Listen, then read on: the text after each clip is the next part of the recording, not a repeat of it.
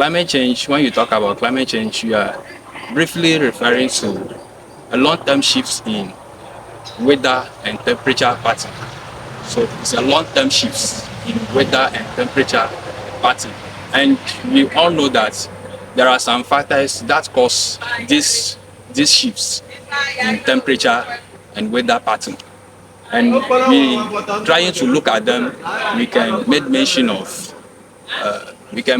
of burning of fossil fuel, and we all know what fossil fuel is. And this one, they cause methane gases.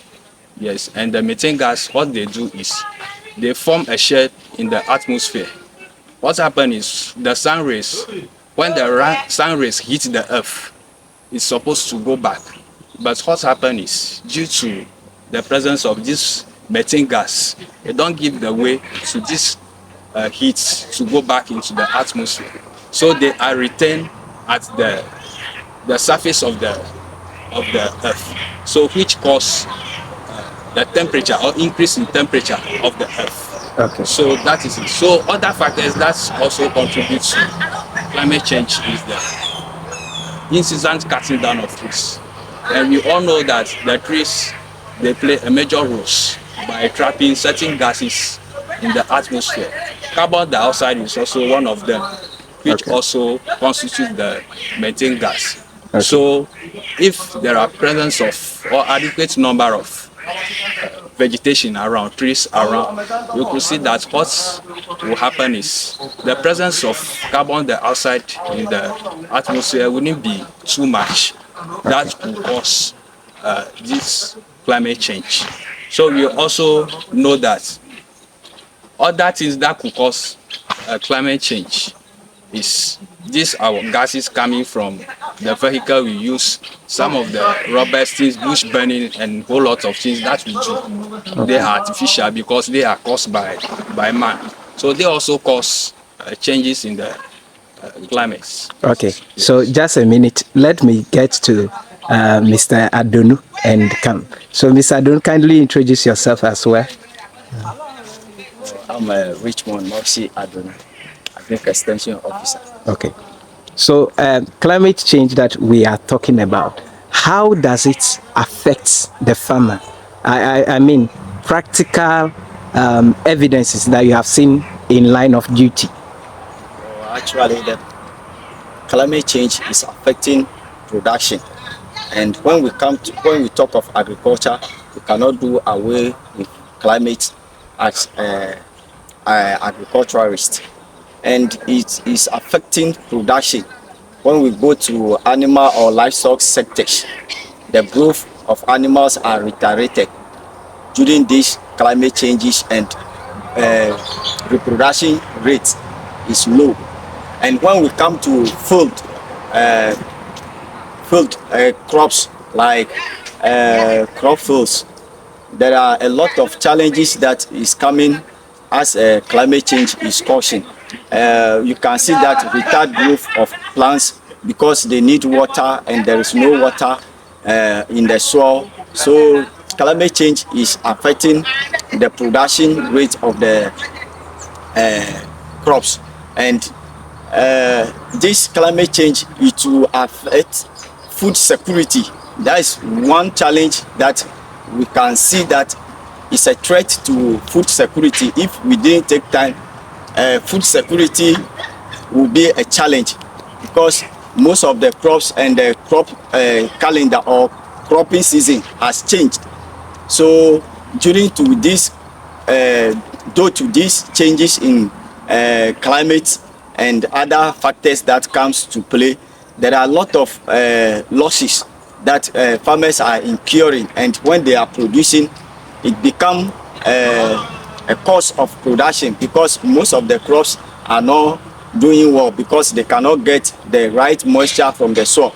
And there are a lot of causes of this, as my senior officer has said. Cutting down of trees, that is afforestation, deforestation. These are some factors that are really affecting the production sector, especially agriculture in the country. So we need to come to consensus or agreement of replanting of these trees and to rejuvenate our soils. And the soil structures are being destroyed by the climate, because when the soil surfaces are exposed to the sun or the sunlight, the the soil become too compact, that the water holding capacity of the soil is less or low, that it cannot contain water for a long period of a time. So climate change is really affecting both the livestock sector and the crop sector as well. All right. Thank you very much. So I want to get to Mr. Foster again. So Mr. Foster, tell us, is there any support system for farmers to help them combat climate change? Is there anything you do to help them? Yes, there are lots of things that we do to help farmers in order to overcome this issue, a climate issue. So some of this is we educate them as to how to do their burning. There is something we call control burning. So it's not just a matter of setting fire into bush and it will burn and cover large area of land. We don't tell them to do that. Then we don't also encourage them to also burn certain bottles after use. So let's say when after spraying, these chemical bottles, we don't allow them to be burnt on the food. Okay. Yes, we allow them to dispose them off in some ways, which we tell them. In fact, we stress on this side because burning them, we know that it contributes a lot to this climate issue. So we also visit them in their houses so that the education can be more intense. Okay, so let's talk about I have heard of climate smart agriculture. So now both of you, this is to both of you, you explain to us briefly what the climate smart agriculture is. I don't know what strategy is it. Okay. The climate smart agriculture is that are the solutions that we put in place so that we will adapt ourselves to the change that are happening around us, so that we can still be on top of our production all the time. So, the climate change is affecting the crop season. So the things that we are emphasizing on to the farmers is to go into resistant varieties. There are some crops or there are some seeds that tolerate drought tolerant. They are drought tolerant plants. So we advise them to go in for those ones and go for cover crops. Always they should try to intercrops with cover crops like mokuna, cowpea, centinela, and other families of these beans, so or cowpea, so that all the time we can rejuvenate the soil for the production. So Mr. Foster, would you want to add something? Okay, so added to what my brother said, actually these are the main things that we talk to them about. Growing of short duration crops that has early maturing growth rates. Because looking at the today's, you realize that in order to meet the demand, you have to go into short maturing crops or variety, so that you can mature early, so that you can have them in the market. So actually these are some of the things we talk to them about. So let's look at something. How does climate change affect we, the consumers? Yeah, it is true that climate change really affects the consumers in this way.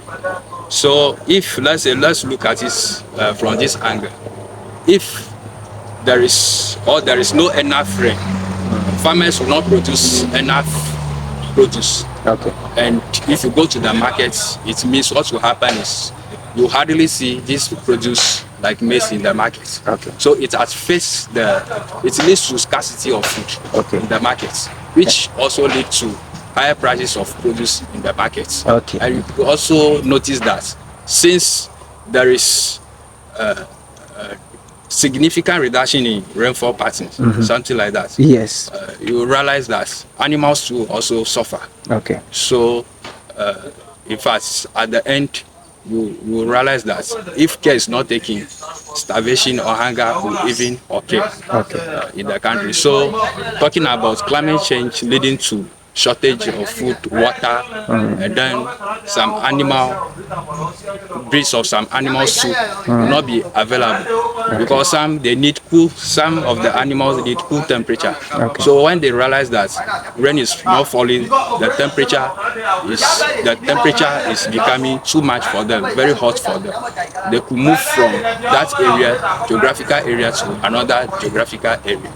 So it is true that climate change affects food production. Okay. So, Ms. Adon, just for us to quickly wrap up, how is the climate situation in Whole West? Actually, the climate situation in, sorry, let me add something small to my brother. Okay. So, the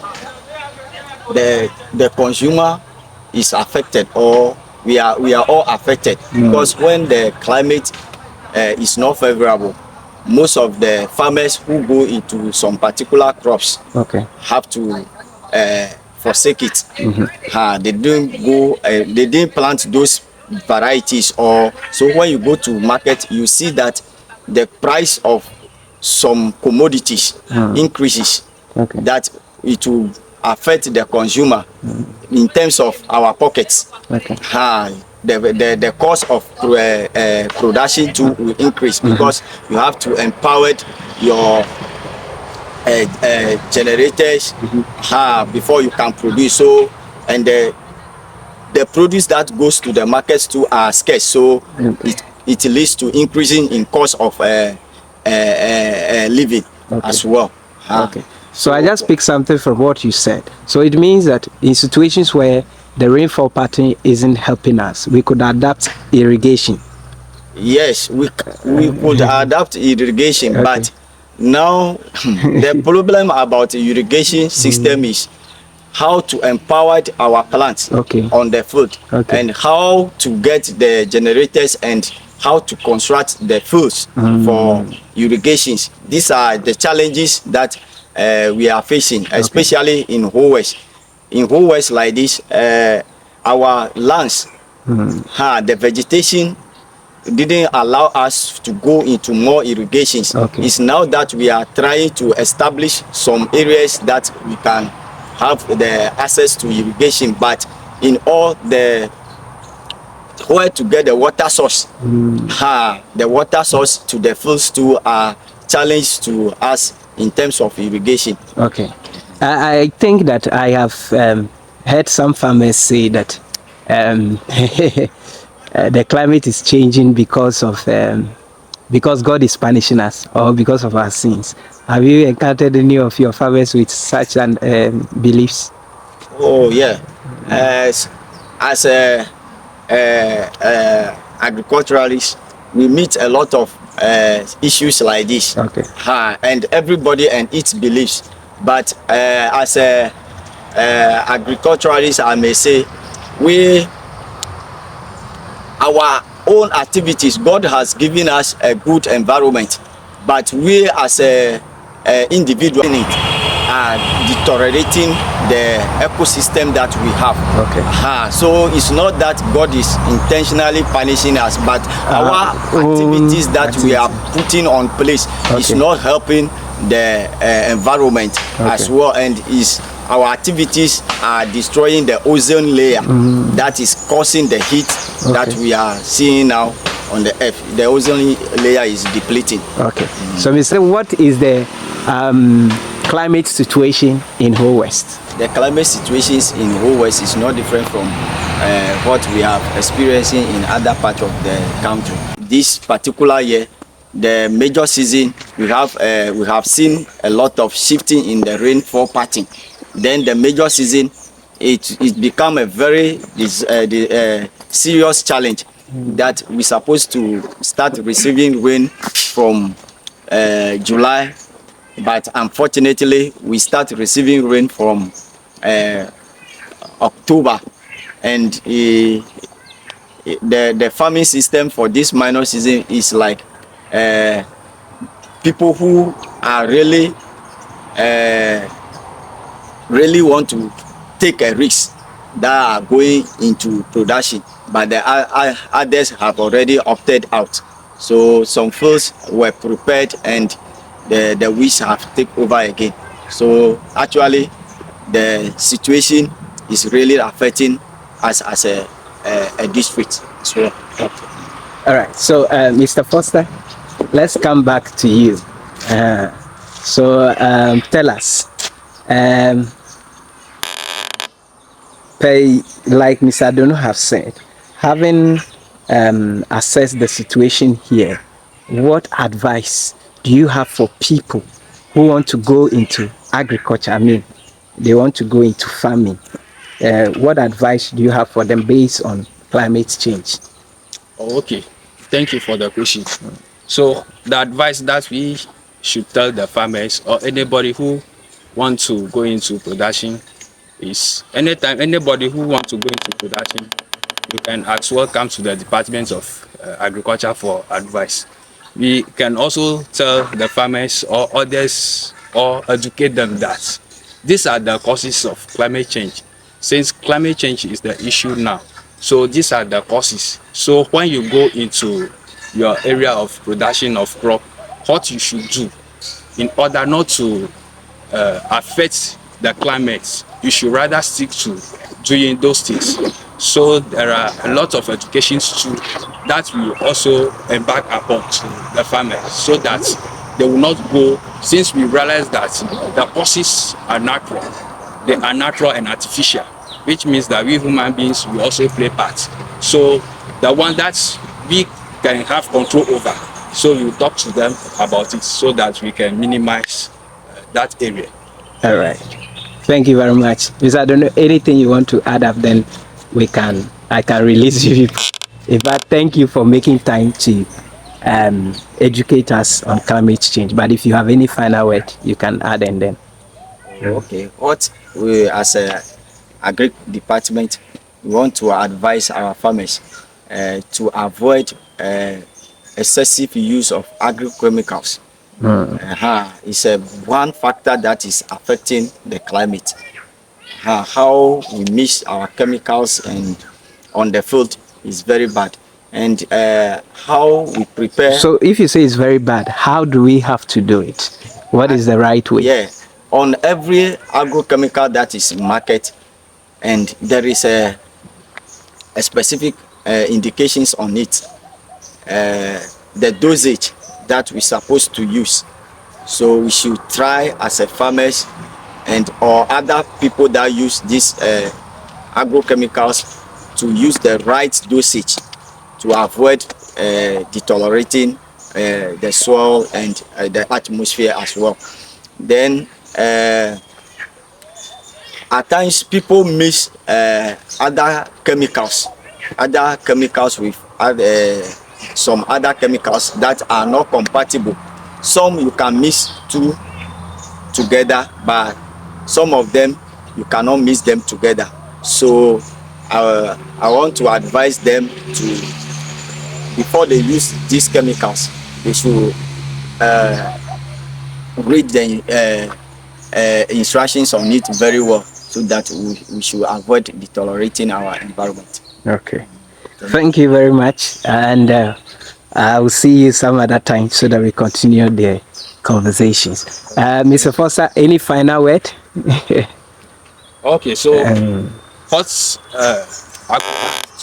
what we have dealt with early on is the government is also playing a major part in order to ensure that the problems of this climate change has come to its minimal level. The government has put some interventions in place, like planting to encourage the citizens to go into more tree planting.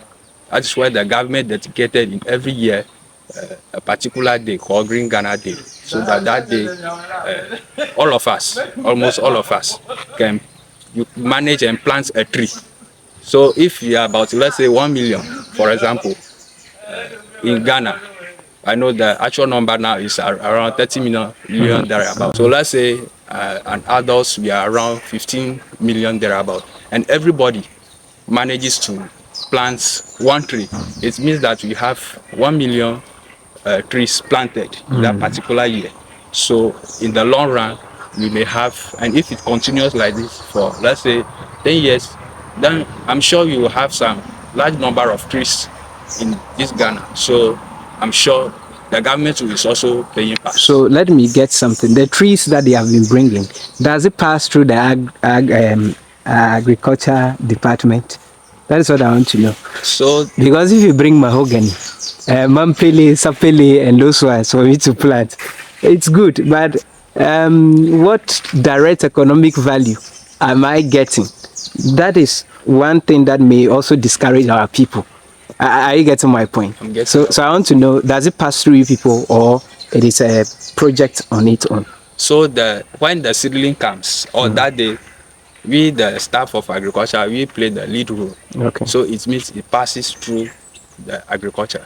So what kind of seeds do you get? Seedlings. So Seedlings. seedlings we get acacia, we get teak tree, we get mahogany, we get ofram, yes. And you also get fruit trees, Okay. like mango, pear. Yes. Yes. So last year we get all this, and this year too we get some fruit trees. Like I think mango. more of the fruit trees will help. So, and Because also mahogany that I will plant, if I want to cut, they will come after me there. it is also said if you are ready to plant more, you will come, so Okay. that they can show you the process. Okay. So meaning if you want to have a plantation, complete plantation of several acres, Okay. if you come, they will They make them will give available you a for support. All right. Thank you very much, and then God bless you. Thank you too. And that is Mr. Adonu and then Mr. Foster. They took us through the lesson on climate change. Remember to drop a like and leave your questions. I will ask them for you. Thank you.